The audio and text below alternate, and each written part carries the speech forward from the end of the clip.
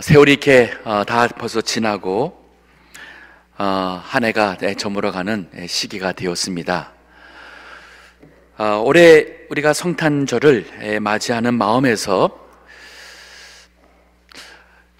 단순히 그저 선물 주고받고 또 우리 세상에 오신 마국간에 오신 예수님을 예배한다는 그런 우리 이렇게 그냥 그 날에 우리가 초점을 맞추기가 쉬운데, 오늘 본문의 말씀을 보게 되면 성탄절이 있기까지 하나님께서 이 모든 것을 700년 전에 이미 계획을 다 세우셨습니다. 성경 전체를 본다면 700년 더 훨씬 이전에부터 있었지만은, 오늘 말씀은 아주 구체적으로 그 앞으로 오실 메시아, 그로 인해서 이루어질 메시아의 나라, 왕국, 그 나라를 우리에게 먼저 약속해 주심으로 그 왕국을 이루시는 예수 그리스도가 누구시며 그 성탄절의 의미를 우리가 생각할 수 있게 되겠습니다. 오늘 본문의 말씀 보면은 오늘 본문의 말씀은 메시아의 왕국이 임할 것인데, 그 왕국을 세우실 메시아가 누구냐 하는 그 정체가 1절, 2절에 있고, 3절에서 5절까지는 그가 다스리시는 그 메시아의 왕국, 즉 하나님 나라가 그는 어떠한 그 통치자인 것을 보여주고 있고, 그리고 세 번째 6절에서 9절까지는 그리스도가 통치하는 그 메시아의 왕국이 어떤 세계인지를 오늘 본문이 설명하고 있어요. 자, 먼저 이게 1절부터 2절 보면은 메시아의 그 정체가 나옵니다. 이새의 줄기에서 한 싹이 나며 그 뿌리에서 한 가지가 나서 결실할 것이요. 이새는 다윗의 아버지가 되고, 그러면 다윗의 아버지 또 다윗의 그 줄기, 즉 그 후손에서, 그 육신의 후손에서 메시아가 오겠다고 말하고 있어요. 우리 한국식으로 한다면은 아무개 김씨 가에서 소위 앞으로 700년 후에 어떠한 위대한 정치인이 나올 것이다 예언을 했는데, 700년 전에 예언했는데 정말 그 왕가에서 나왔다 할 때 사람들이 어떻게 생각해요? 이거 완전히 기적적인 놀라운 사건이 될 것입니다. 근데 주님께서 바로 그 예언의 말씀을 미리 주셨습니다. 성경에 보면은 그 구약과 신약 사이에 기간적으로 한 거의 50년 가까이, 50년 동안 하나님께서 선지자를 통해서 예언의 말씀을 주지 않았습니다. 말라기가 끝나고, 그리고 한 450년이 지나서 450년이 지나서 예수님께서 오시게 되고, 그리고 예수 그리스도의 복음, 이 누군지를 설명하는 복음서가 기록이 되는데, 마태복음 1장 1절이 아브라함과 다윗의 자손 그리스도의 세계라, 즉 족보라, 또 지니얼로지라고 1절에 설명하면서 신약이 시작이 됩니다. 즉 예수 그리스도의 메시아됨, 참됨은 먼저 역사적인 예언의 성취에 있습니다. 그분은 아브라함의 후손이고 또 다윗의 후손. 아브라함은 예수님 탄생 한 2000년 사람이고 다윗은 1000년 전에 살았던 사람이에요. 이 역사적으로 한 2000년 전부터 하나님께서 구체적으로 바로 그 후손에서 메시아가 나겠다고 했고, 오늘 이사야서에는 이사야서가 예수님이 탄생하시기 700에서 750년 전에 활동했던 선지자였는데, 그 선지자 입을 통해서 하나님께서 주신 말씀이 앞으로 이 메시아가 오는데 그는 육신적으로 이새의 후손이 될 것을 설명하고 있습니다. 사도행전 13장 22에서 23절 보게 되면은 바로 이 사실, 역사적인 사실을 들어서 나가서 전도하고 있는 바울의 설교가 있습니다. 지금은 우리가 예수님에 대해서 너무 많이 들었습니다. 믿든 안 믿든 너무 많이 듣고 알고 있어요. 하지만 초대 교회 당시에는 예수라는 이름을 들어보지 못했고, 그러면 그분이 누구요? 할 때에 그가 하나님의 아들이요, 구세주요, 그가 하나님의 아들이고 구세주를 어떻게 내가 알고 믿겠느냐? 질문할 때에 믿을 만한 증거가 있어야 돼요. 그 증거가 바로 그 중에 하나가 그가 바로 육신적으로 그 이새의 아들 다윗의 후손의 메시아가 됨을 이 성경 말씀을 인용해서, 이런 구절을 인용해서 바로 그가 다윗의 후손이 아니요라는 답을 하게 됩니다. 사도행전 13장 22절 23절 읽어주시기 바랍니다.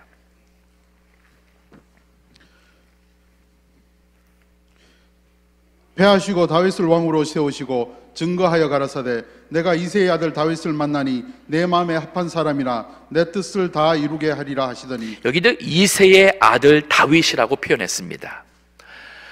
다윗 하면은 왕이기 때문에 왕의 후손, 대단하지요. 근데 이새하게 되면은 그냥 평범한 목자, 그런 낮은 신분의 가문으로 이미지가 떠오릅니다. 즉 예수님께서는 바로 우리 인간을 찾아오실 때에 낮고 천한 사람들도 누구든지 친근히 할 수 있는 그러한 참 그 구세주로 이 성경이 이렇게 이새의 자손이라는 말씀을 설명하고 있습니다. 그 다음 절도 이선절 보게 되면은 하나님이 약속하신 대로라는 표현이 있어요. 하나님이 약속하신 대로. 이사야서 오늘 본문에 같은 경우가 그 하나죠. 또 그 외에도 많이 있는데 이 사람의 씨에서 이스라엘을 위하여 구주를 세우셨으니 곧 예수라. 구주라는 말은 메시아의 뜻입니다. 메시아는 히브리어로 구원하는 자, 기름 부음 받은 자. 이게 헬라어로는 크리스토스라고 하는데 바로 그 앞으로 하나님께서 기름 부어서 이 세상을 구원하실 자가 이제 올 터인데 그 메시아가 오기를 기다리거라. 하나님께서 약속하셨고 그분이 올 때는 이제 하나님 나라가 이루어지고 우리 모든 인간이 죄에서 죽음에서 구원을 받게 되고 얽매인 사람들이 자유함을 얻게 되고 눈먼 사람이 눈을 뜨게 되고 이 메시아에 대한 이 기대감이 구약에서는 그 메시아가 오기를 그들이 항상 고대하며 살았어요.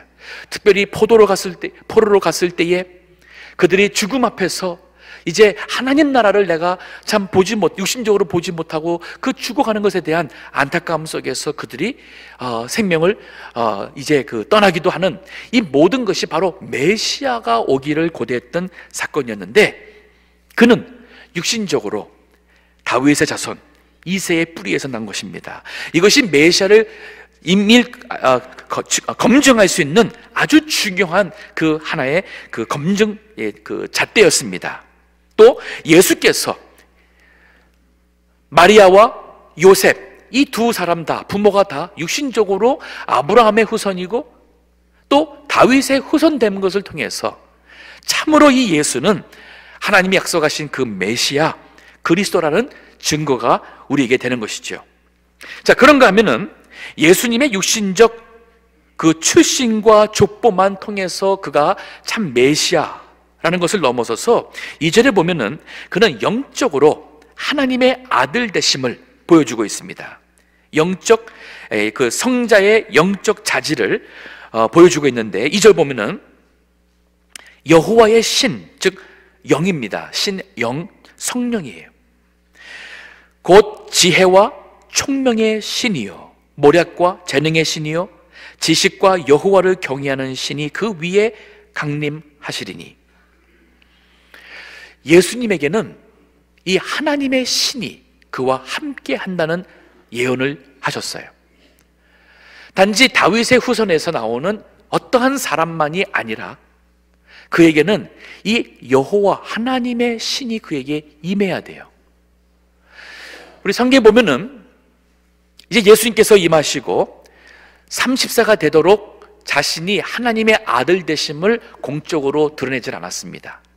그리고 30세가 되었을 때에 세례자 요한에게 가서 물 세례를 받으시고 그리고 나서 그가 공생애를 시작하는데 바로 그때 그 공생애를 시작할 때에 하늘에서 성령이 비둘기같이 그 위에 임한다는 말씀이 성경에 마태복음, 마가복음, 누가, 요한복음에 다 기록이 있어요. 요한복음 1장 32절, 33절 읽어주세요. 요한이 또 증거하여 가로되 내가 봄에 성령이 비둘기같이 하늘로 내려와서 그 위에 머물렀더라. 나도 그를 알지 못하였으나 나를 보내어 물로 세례를 주라 하신 그이가 나에게 말씀하시되 성령이 내려서 누구에게든지 머무는 것을 보거든 그가 곧 성령으로 세례를 주는 이인 줄 알라 하셨기에 하나님께서 메시아 그리스도를 보내줄 때에 과연 누가 그인지를 사람이 알 수가 없기 때문에 하나님께서 먼저 약속을 이렇게 예언을 해주셨고 그 예언대로 참으로 성령이 하늘에서 비둘기같이 그에게 임하여서 그에게 머물 때에 또 하나님께 성부 하나님이 친히 말씀하셨어요. 이는 내 사랑하는 아들이다. 너희는 저의 말을 들을지어다. 또 사도 여자 그 세례 요한에게 하나님께서 하신 거예요. 그가 누군지를 모를 때에 나도 그가 누군지를 그를 알지 못하였으나 나를 보내어 물로 세례를 주라 하신 그이가 즉 나를 불러 이 사명자로 이 사명을 맡겨주신 그 하나님께서 나에게 말씀하시되 성령이 내려서 누구 위에든지 머무는 것을 보거든 그가 곧 성령으로 세례를 주는 이인 줄을 알라. 성령으로 세례 준다는 것은 바로 하나님의 성령이 그 심령에 임하게 하도록 성령으로 거듭나며 중생하며 하나님의 백성이 되도록 하는 이 복음의 일을 하게 될 사람이 바로 그 메시아가 될 것이라고 한 것이에요. 예수 그리스도는 바로 그 하나님의 원대하신 그 계획 속에 하나님께서 약속하셨고 하나님이 계획하신 그 모든 것의 성취자가 되시며 예수 그리스도의 탄생이라는 것은 그 탄생한 그 날 한 날로서 이 모든 이 스팟라이트가 거기에 머무는 것이 아닌 거예요. 이미 이것은 이사야 선지자를 통해서 그 700년 전에 하나님께서 약속하셨고 그 훨씬 이전에 다윗을 통하여서 훨씬 이전에 아브라함을 통해서 아니 더 훨씬 이전에 아담을 통해서 그 여인의 후손에서 우리를 타락케 했던 사탄의 머리를 깨트릴 자가 나올 것을 하나님께서 약속하신 이 하나님의 큰 그림 속에 바로 성탄절이 있는 거예요. 이 생각하면 우리 인간이 과연 무엇이 간데 내가 무엇이 간데 이런 분을 알게 되고 저 같은 경우는 제가 무엇이 간데 이 예수 그리스도 이 위대하신 분을 제가 설명을 하고 이거 한다는 자체가 너무나도 두렵고 떨리는 그러한 일입니다. 이 골로새 1장에 보면 예수님에 대해서 신학적으로 그분이 어떠한 분인지를 명백하게 기록하고 있습니다. 1장 15절 읽어주세요. 그는 보이지 아니하시는 하나님의 형상이요 모든 창조물보다 먼저 나신 자니 만물이 그에게 창조되되 하늘과 땅에서 보이는 것들과 보이지 않는 것들과 혹은 보좌들이나 주관자들이나 정사자들이나 권세들이나 만물이 다 그로 말미암고 그를 위하여 창조되었고 또한 그가 만물보다 먼저 계시고 만물이 그 안에 함께 섰느니라. 예수 그리스도는 하나님과 같은 형상, 신성이 그러니까 육신의 몸을 입고 오셨지만은 그가 하나님이셨어요. 하나님의 아들. 그로 인해서 모든 만물이 창조가 되었고 모든 만물이 존재하며 모든 만물 위에 계신 분이라 합니다.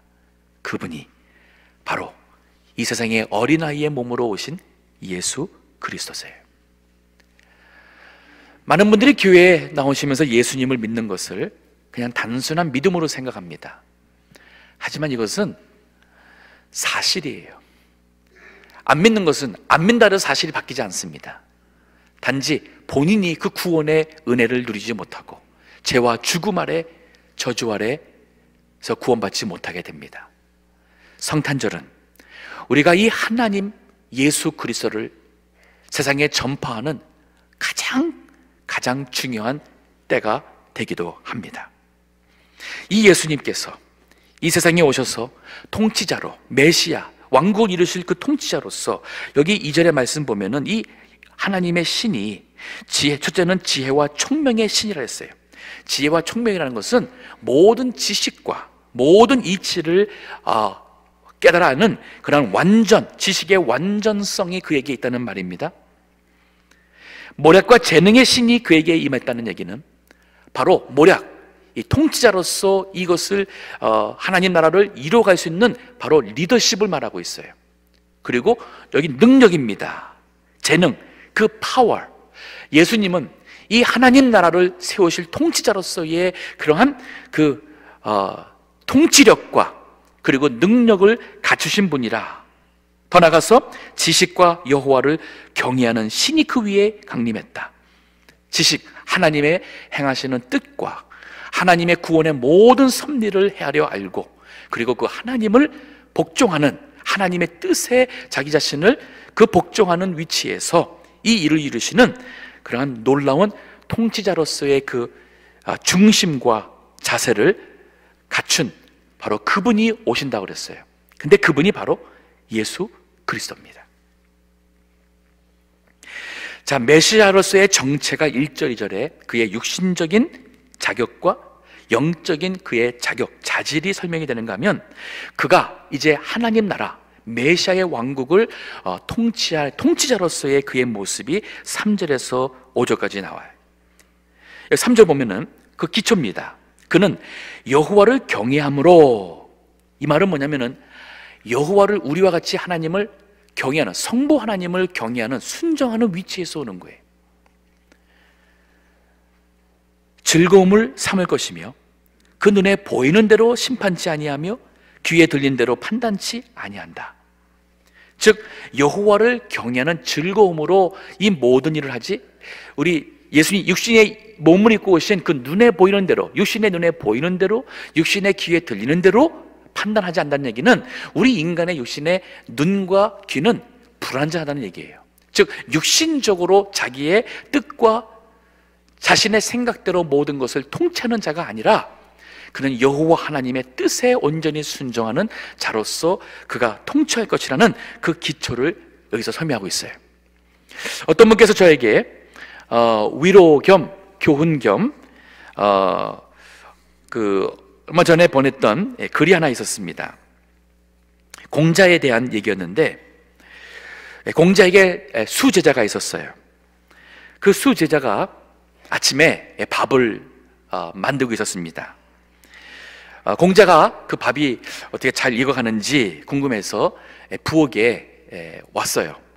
근데 들어가려고 하다가 그만 그 수제자가 벌써 와서 부엌에서 그 밥솥 뚜껑을 열고 먹고 있는 모습을 뒤에서 봤습니다. 그리고 너무 실망했어요. 가장 믿었고 그리고 가장 참 기대했던 이 제자였는데, 참 이 제자가 나도 예삼 모르게 먼저 이렇게 와서 밥을 먹는 모습에 큰 실망을 했어요. 그리고는 이제 그 제자가 들어왔을 때 그를 깨닫게 하고자 그 사건에 대해서 언급을 합니다. 근데 그가 하는 얘기가 이랬어요. 스승님, 제가 밥이 잘 됐는지 와서 그 보고자 뚜껑을 여는 순간 그만 흙이 지붕에서 떨어졌습니다. 그 흙이 묻은 그 부분을 먼저 스승께 드려야 되는데, 그자니 그 윗부분을 스승께 드리기에는 너무 더럽고, 그렇다고 그 쌀을 밥을 버리자니 너무 아까워서 제가 그것을 먹었습니다. 그때 공자가 이런 말을 했답니다. 예전에 나는 나의 눈을 믿었다. 그러나 나의 눈도 완전히 믿을 것이 되지 못하는구나. 나는 나의 머리를 믿었다. 그러나 나의 머리도 역시 완전히 믿을 것이 되지 못하는구나. 너희는 보고 들은 것이 꼭 진실이 아닐 수도 있음을 명심하거라. 우리가 육신적으로 내가 분명히 봤다, 내가 분명히 들었다, 그러면 그것이 꼭 진실은 아닐 수 있다는 거예요. 우리 인간은 다 불완전합니다. 더더욱이나 다른 사람의 말을 듣고 그리고 우리가 판단하고 하는 것이야말로 얼마나 불완전하겠습니까? 그래서 그렇게 말합니다. 귀로 직접 듣거나 눈으로 본 것이라 해도 항상 심사숙고하고 결정을 내리기 전에 반드시 그 사건 자체에 대해 허심탄회하게 이야기를 나눠야 된다. 예수님은 이 세상에 오신 통치자로서 이렇게 부족한 우리의 부족한 모습으로 통치하는 게 아닌 거예요. 예수님의 통치하심은 실수나 거짓됨도 불안함도 없는 완전한 그러한 통치가 될 것을 여기서 말하고 있어요. 자, 우리 실제 예수님께서 이 세상에 오셨을 때에 어떠한 모습으로 사셨냐면은 자기 자신의 어떤 생각과 자신이 보고 듣고 자신의 어떤 그거를 하지 않았어요. 오직 아버지께서 하셔가 하는 대로, 아버지의 뜻대로 주시는 말씀을 가지고 살았다는 말씀이 요한복음에 보면 있습니다. 8장 28절부터 29절 읽어주시기 바랍니다. 이에 예수께서 가라사대 너희는 인자를 든 후에 내가 그인 줄을 알고 또 내가 스스로 아무것도 하지 아니하고 오직 아버지께서 가르치신 대로 이런 것들을 말하는 줄도 알리라. 자, 여기 보시면은 내가 스스로 아무것도 하지 아니하고, 이 말은 내가 내 마음대로 내 뜻대로 내 생각대로 하지 않는다는 얘기예요. 우리 인간은 내가 보고 듣는 걸 가지고 판단해서 하죠. 근데 예수님께 안 한다고 그랬어요. 그럼 뭐냐? 오직 아버지께서 가르치신 대로, 아버지께서 나에게 가르쳐 주신 그 말씀대로 이런 것을 말하는 줄도 너희가 알게 될 것이다. 그러면서 하신 말씀이 나를 보내신 이가 성부 하나님 나와 함께 하시도다. 내가 항상 그의 기뻐하시는 일을 행함으로 나를 혼자 두지 아니하셨느니라. 항상 아버지 하나님의 뜻에 기뻐하시는 것을 행하고자 하기 때문에 그는 하나님과 동행하며 하나님의 뜻을 이뤘다는 말씀이에요. 우리를 다스리시는 예수님은 바로 이러한 분이십니다. 그래서 4절과 오늘 본문에 더 나가서 5절에 보게 되면 그가 더 나가서 공의와 성실로서 우리를 다스린다 그랬어요. 4절에 공의로 빈핍한 자를 심판하며, 빈핍한 자는 가진 게 없어요. 힘이 없습니다. 정직으로 세상의 겸손한 자를 판단할 것이며 그 입의 막대기로 세상을 치며 입술의 기운으로 악인을 죽일 것이며, 즉 세상의 많은 불의 속에서 억압받고 있고 힘이 없는 사람에게 예수님께서는 공의로서 그들을 판단하셔서 그들의 억울함을 반드시 신원해 주실 것이고, 악한 자들은 그 입의 능력의 말씀으로 그들을 심판하며 죽이신다 그랬어요. 5절에 보면 공의로 그 허리들을 삼으며 성실로 몸의 띠를 삼으리라. 허리띠 삼는 것은 능력으로 삼는다는 뜻이에요. 공의와 그리고 바로 성실한 것은 바로 신실이라는 의미가 되는데, 공의함과 신실, 믿을만한 그 진실로서 예수님은 통치하신다고 하셨어요. 우리 사람들은 대개 공의보다 공평을 더 중요하게 생각하는 경우가 많아요. 아이들이 태어나게 되면은 공의로운 어떠한 개념이 없습니다. 그래서 아이들이 의롭냐, 공의롭게 살겠다 하는 그런 개념이 아이들에게는 아직 되지가 않습니다. 더 커서 악과 또 선과 진리와 진실과 거짓에 대한 개념이 나가면서 이제 이 공의라는 개념이 생기게 됩니다. 그래서 아이들이 늘 많이 쓰는 표현이, 잘하겠다고 하면서 쓰는 표현이 뭐냐면 It's not fair, It's not fair. 공평하지 않다, 억울하다, 이런 얘기를 많이 해요.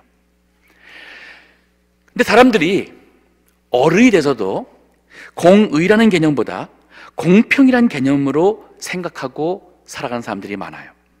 공평이라는 개념은 상대적인 기준입니다. 즉 각 사람의 중심적으로 각 사람의 인격, 어떠한 인격과 사람됨을 존중해주는 그러한 개념에서 공평됨을 옳은 것 양 주장한 경우가 많아요. 하지만 공의는 절대적 기준이 있어야 됩니다. 이것은 어떤 원칙과 진리가 기준이 돼야 돼요. 우리 크리스찬들에게는 하나님의 말씀이 바로 이 공의의 기준이에요. 사람들이 교회 안에서도 그렇고 세상 정치에서도 그렇고 많은 사람들이 자신의 인권을 주장합니다. 인권을 주장해요. 공평해야 된다. 여기에서 이제 나오는 큰 이 문제가, 사회적인 문제가 바로 뭐냐면 동성애자나 여러 가지 성적 그러한 그 성경에서 죄라고 하는 그런 것을 모든 사람들을 우리가 공평하게 그들의 인권을 존중해야 된다. 이게 바로 공평의 개념이에요. 그러니까 이것은 사람 중심적으로 각자의 어떤 사람의 그 필요와 모든 것을 존중하는 데서 공평에 대한 개념이 나오는데, 거기에 하나님의 말씀이라는 어떤 기준에서 할 때는 공평의 문제가 아닌 거예요. 이거는 공의냐 불의냐의 문제지 공평의 문제가 아니에요. 요즘에 교회에서도 이러한 어떠한 잘못된 사상이 이 공평과 공의의 개념을 구분하지 못해가지고 성경을 보면서도 이 하나님의 의를 우리가 붙잡고 믿음으로 살아야 되는데, 그게 아니라 개념이 굉장히 이렇게 엘리트, 이렇게 좀 인격적으로 생각한다 할까요? 모든 사람을 이렇게 참 배려하고 모든 사람을 수용하고 인정하고 하는 이 많은 사람들은 공의 개념보다는 공평의 개념으로, 그래서 왜 예수를 믿어야지만은 예수님 믿어야지만 구원받는다고 할 수 있느냐? 모든 종교들이 거기에도 진실이 있고 그들에게도 어떠한 신을 믿고자 하는 것이 있고 그들도 이렇게 평화를 주장하는데 왜 꼭 굳이 예수를 믿어야지만 구원받냐 하느냐? 공평하지 못하다. It's not fair. 이런 얘기 많이 하잖아요. 자, 우리 예수님은 이 세상에 공평하게 공평을 이루기 위해서 오시지 않았습니다. 즉 예수 믿지 않는 사람은 구원받지 못하고 예수님 믿는 사람이, 이것은 의의 문제예요. 하나님의 의의 문제입니다. 믿지 않는 사람들이 그 죄에 죽어서 지옥 가는 것은 그 사람들이 공평하지 못하다. 왜 하나님이 누구는 사랑하고 누구는 사랑하지 않고, 왜 누구는 택해서 천국에 들어가게 하고 누구는 안 했다, 공평하지 못하다. 많은 사람들이 얘기를 해요. 아니에요. 우리 그리스도의 나라, 하나님의 나라는 하나님의 공의로 다스림을 받는 나라예요. 하지만 거기에는 우리가 불의하다고 생각할 수 있는 그게 없습니다. 그래서 성실, 이게 바로 faithfulness라는 진실, 성실, 진실, 참됨이라는 바로 공의와 이 참됨이 같이 가고 있는 나라가 바로 그리스도의 나라예요. 요한계시록 19장 11절 보면은 예수님이 재림하실 때의 모습에 대해서 설명이 있는데, 거기에 그 예수님의 이름이 뭐냐 하고 나옵니다. 거기 보면은 읽어주시기 바랍니다. 또 내가 하늘이 열린 것을 보니 보라, 백마와 탄 자가 있으니 그 이름은 충신과 진실이라. 그가 공의로 심판하며 싸우더라. 네, 그 이름은 충신 그리고 진실. 충실, faithfulness, 진실, the truth, 그리고 공의로서 바로 하나님의 그 justice, 공의로, righteousness로 심판하신다는 말씀을 하세요. 이게 바로 우리 주님이에요. 자, 이 주님으로 인해서 우리에게 주어지는 이제 그 메시아의 왕국, 하나님의 통치가 있는, 그리스도의 통치가 있는 그 왕국이 어떤 나라냐? 여기 6절서부터 설명이 나와요. 이사야 11장 6절. 그때에 이리가 어린 양과 함께 거하며 이리는 어린 양을 잡아먹으려 하죠. 표범이 어린 염소와 함께 누우며 마찬가지입니다. 송아지와 어린 사자와 살찐 짐승이 함께 있어 어린 아이에게 끌리며. 말도 안 되죠. 우리가 아는 이 세상은 이런 일이 없습니다. 이 세상에는 강한 자가 약한 자를 억누르고 잡아먹으려고 합니다. 그것이 의냐 불이냐 상관이 없이 자신들의 원하는 것과 목적을 이루고자 물고 뜯고 싸우는 것이 이 세상에는 만연하죠. 우리 인간이 아담과 하와가 에덴에서 타락한 순간에 인간의 타락과 함께 세상의 모든 자연 만물도 타락이 됩니다. 그래서 이 식물 세계에는 가시 떨기, 그다음에 잡초, 이 엉겅퀴 가시가 나오게 되죠. 짐승들도 잡아먹고 잡아먹히는 지금 이 시대에 되었어요. 하지만 그리스도의 왕국, 그 나라는 이런 나라가 아니에요. 7절 보십시오. 암소가 곰과 함께 먹으며 그것들의 새끼가 함께 엎드리며 사자가 소처럼 풀을 먹을 것이며 젖먹는 아이가 독사의 구멍에서 장난하며 젖된 어린아이가 독사의 굴에 손을 넣을 것이라. 나의 거룩한 산 모든 곳에서, 즉 하나님의 산, 그리스도의 그 산 거룩한 곳에는 해됨도 없고 상함도 없을 것이니. 자, 그리스도의 왕국의 첫 번째 특성이 뭐냐면 바로 화목과 이 회복과 화평에 있는 나라라 그랬어요. 자, 이 예언의 말씀의 1차적인 의미는 바로 우리가 죽어서 갈 내세, 그 천국에서는 우리 요한계시록에 보게 되면 새 하늘과 새 땅이 오게 될 것이고, 그 나라에서는 더 이상 죄도 없고 눈물도 아픔도 없을 것이고, 이렇게 우리 자연의 모든 짐승들도 서로 잡아먹고 뜯고 하는 이러한 것이 없는 그러한 모든 만물의 회복함이 있는 그러한 나라가 됩니다. 하지만 이것이, 그 나라가 바로 그리스도의 통치, 완전한 통치가 있는 나라가 되지만은 그 이전에라도 지금 이 시대에, 우리 신약 시대에 그리스도께서 살아서 통치하셔요. 그리고 그리스도의 통치가 있는 곳에는 더 이상 이러한 모습이 아닌, 서로 잡아뜯고 먹는 것이 아닌, 이제는 이리가 그 어린 양과 함께 거하는 그 같은 역사가 일어나는데, 이게 바로 교회예요. 교회 머리는 그리스도라 그랬습니다. 그렇죠? 그 말은 뭐냐면 그리스도가 통치한다는 뜻이에요. 지금도 우리 예수 그리스도를 믿어서 거듭나게 되면 3주 전에 내가 그리스도와 함께 십자가에 못 박혀 죽었다. 육신의 사람 죽었어요. 이제 내가 사는 것이 아니고 내 안에 그리스도가 사는 것이다. 이제 그리스도가 내 안에 살아서 거듭난 그리스도의 생명을 살아가는 새로운 사람이 되었어요. 육체 가운데 사는 것도 나를 사랑해서 나를 위해 죽으신 하나님의 아들을 믿음으로 사는 인생의 목적도 그리스도. 방법은 믿음으로 사는 사람이 되었어요. 자, 내 마음속에 그리스도께서 통치하신다면 천국이 마음에 이루어져요. 불안했던 마음, 미웠던 마음, 불신의 마음, 악한 마음, 그리스도께서 내 마음을 통치하면 그 마음이 다 회개하는 마음으로, 부드러운 마음, 착한 마음, 용서하는 마음, 사랑의 마음으로 변화가 됩니다. 사자 같은 사람이 양과 같은 사람이 돼요. 그리스도의 통치가 있으면 바로 거듭난 성도들이 모인 교회에서, 그 교회에 그리스도의 통치를 받는 모든 성도들이 모여 있다면은 바로 그게 메시아의 왕국이, 하나님의 나라가 바로 이 세상에 이루어지는 지상 천국의 체험과 은혜가 교회에서 있게 됩니다. 제가 몇 달 전에 설교 시간에 얘기를 했었어요. 몇 번 표현을 썼습니다. 교회는 바로 지상 천국이라고. 이게 원칙이에요. 지상 천국이 교회고, 교회는 지상 천국과 같은 사랑이 있고 용서가 있고 화평이 있고, 그래서 기뻐서 하나님을 찬송하는 것이고 예배하는 것이고 성도들이 나누는 것이고, 그래서 우리 마음속에 평화와 우리 가운데 평화가 있는 이 회복이 있는 것이 바로 교회예요. 자, 오늘 본문의 말씀이 이사야를 통해서 하나님께서, 자, 그 옛날에 먼저 메시아가 오는데 그 메시아가 우리를 죄와 죽음에서 구원하실 것입니다. 근데 우리가 그를 알아볼 수가 없으니까 그가 누군지를 알아볼 수 있고 그를 믿어서 우리가 그 메시아 왕국의 하나님 나라의 백성이 되게 하기 위해서 육신적으로는 그는 이새의 아들 다윗의 후손이 될 것을 말씀해 주셨고, 정말 예수님은 그 다윗의 후손으로 오셨어요.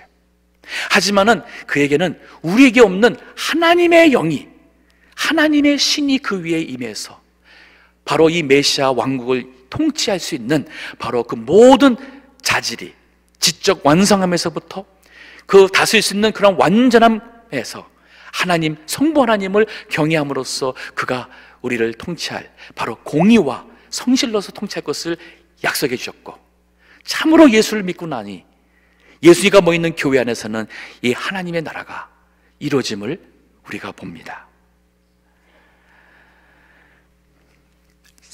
로마서 14장 17절에서 19절 말씀 보면은 초대교회 때에 이 그리스도의 교회, 하나님 나라가 되어야 될 교회가 교인 사이에 마찰이 있었어요. 그 마찰은 유대인으로서 예수 믿은 사람들은 구약에 먹지 말라는 음식들, 많은 음식을 먹지 않았습니다. 예를 들어서 돼지, 고기랄까, 오징어랄까. 하지만 이방인들은 그것을 몰랐기 때문에 예수 믿고서는 교회 나와서 다 이방인과 유대인들이 한 교회 식구가 되었는데, 그만 이 음식 먹는 것에 대해서 먹어야 된다? 안 먹어도 된다? 그만 여기에 마찰이 생겼습니다. 이것에 대해서 로마서 14장 17절부터 보면은 성경이 거기에 대한 답을 제시하고 있습니다. 읽어주세요. 하나님의 나라는 먹는 것과 마시는 것이 아니요 오직 성령 안에서 의와 평강과 희락이라. 자, 우리가 이 하나님의, 여기 그 교회라는 표현을 쓰지 않고 하나님 나라라고 표현했어요. 즉 하나님의 통치가 있는 나라, 하나님의 일을 하는 나라, 하나님의 백성들이 모인 하나님의 나라, 교회예요. 그럼 우리가 이것을 세상적인 먹는 것, 안 먹는 것, 마시는 것, 이거 가지고서는 우리가 교회랄까 하나님 나라의 본질에 어떠한 그 될 수가 없다는 얘기입니다. 그러면 그보다 더 큰 중요한 게 뭐냐? 먹든지 안 먹든지 마시든지 안 마시든지, 우리 그 고린도서 10장 31절 같은 경우는 모두 다 하나님의 영광 위에 살아라고 그랬고, 여기서는 뭐라냐면은 오직 성령 안에서 의를 추구하고 평강을 추구하고 희락을 추구하라는 거예요. 또 그 다음 절 보면은 이로써 그리스도를 섬기는 자는 하나님께 기쁘심을 받으며 사람에게도 칭찬을 받느니라. 이런 거 가지고 반목하고 싸우고 내 주장하고 다른 사람을 정죄하고 이게 아니라는 거예요. 그 다음 절 보면은 이러므로 우리가 화평의 일과 서로 덕을 세우는 일을 힘쓰나니.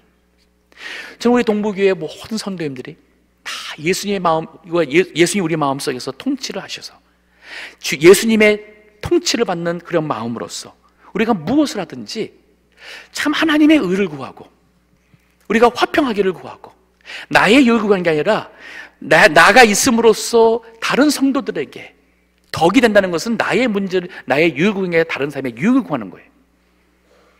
이거 싫다, 우리 이거 해달라, 나는 이렇게 생각한다. 우리가 이 모든 것을 다 그리스도의 통치함에서 내려놓고 살아가는 것, 메시아의 왕국이 오늘날 우리 마음의, 가정의, 교회에 이루어질 것이고 거기에는 회복이 있고 화평이 있습니다. 더 나아가서 오늘 본문에 보니까 복음이 충만한 세계가 이루어진다 그랬어요. 이사야 11장 9절 하반절 보면 이는 물이 바다를 덮은 같이 여호와라는 지식이 세상에 충만할 것이다. 바다에 물이 충만한 것 같이 이 세상에 하나님을 아는 지식이 충만해진다. 자, 이사야를 쓸 당시에 유대인들, 이 말씀 받는 유대인들에게는 이게 이해가 안 되는 개념이에요. 그들이 알고 있는 하나님의 백성은 우리인데, 우리가 하나님의 백성인데, 선민, 또 chosen people인데, 여기 세상에 충만하면 그럼 이방인들도, 저 야만인들도 그러면 하나님을 알아서, 그러면 그들도 하나님을 예배하고 그러면 구원받는 이 메시아의 백성이 된다는 거야? 이들에게는 이것이 굉장히 부담스럽고 거부감되는 그런 말씀이었어요. 근데 이것대로 됐잖아요. 예수님이 오시고 예수님께서 십자가에 죽으시고 부활하심으로 그 누구든지 저를 믿기만 하면 다 그 죄에서 구원받아 하나님의 자녀가 되게 했습니다. 예수님께서 제자들을 불러서 그들에게 주신 명령이 뭐였어요? 너희는 이 예루살렘에서부터 더 넓이 온 유대로 이방인은 사마리아까지 이제는 땅끝까지 지상에 있는 모든 민족에게 가서 나의 증인이 되거라. 거기에 혜택받은 사람이 우리예요. 한국 사람들. 우리 한국 사람들 이스라엘하고 지구 반대쪽에 있습니다. 우리에게도 이 복음이 왔어요. 이게 크리스마스입니다. 성탄절. 하나님께서 성탄절이 요셉과 마리아가 베들레헴에 가가지고 해서 그래서 아이가 태어나가지고 해서 그 옛날 스토리로서 하는 그 사건으로서 이게 아니라 이거는 하나님께서 이 세상의 모든 우리 인간을 구원하시고자 이미 오래전부터 계획을 세우시고 그 계획으로서 인간이 어리석어서 깨닫지 못하니까 내가 앞으로 메시아를 보낼 텐데 그 메시아는 인간적으로 그 출신과 족보가 바로 다윗의 후손이 될 것이고 그에게는 바로 여러분들이 모든 믿을 수 있는 바로 하나님의 영이 그에게 임해서 그가 이 세상을 통치할 때에 성부 하나님의 그 뜻에 합당한 공의와 성실로서 통치하게 될 것이고 이제 예수를 믿게 될 때 우리 마음에서 이 바로 하나님의 통치가 이루어지며 우리 모임 있는 교회에서 이루어질 것이고 그리고 이 하나님 나라가 이제 우리가 육신이 죽어서 천국에 갈 때에 이루어질 그 하나님 나라로 이어지는 이 메시아 왕국에 대한 약속의 말씀을 주었습니다. 성탄절 이제 열흘 남았습니다. 이번 성탄절을 기대하면서 이 놀라운 일을 계획하시고 이행하시는 그 하나님께 찬송하면서 예배하면서, 참 이 세상에 너무 많은 사람들이 이 예수님을 몰라요. 하나님을 몰라요. 우리 이거를 알려줘야 됩니다. 전파해야 됩니다. 그래서 그들도 우리와 그리스도 안에서 화목하며 이 구원의 축복으로 메시아 왕국의 그 천국의 축복을 함께 누릴 수 있는 은혜가 있기를 간절히 축원합니다. 기도하겠습니다.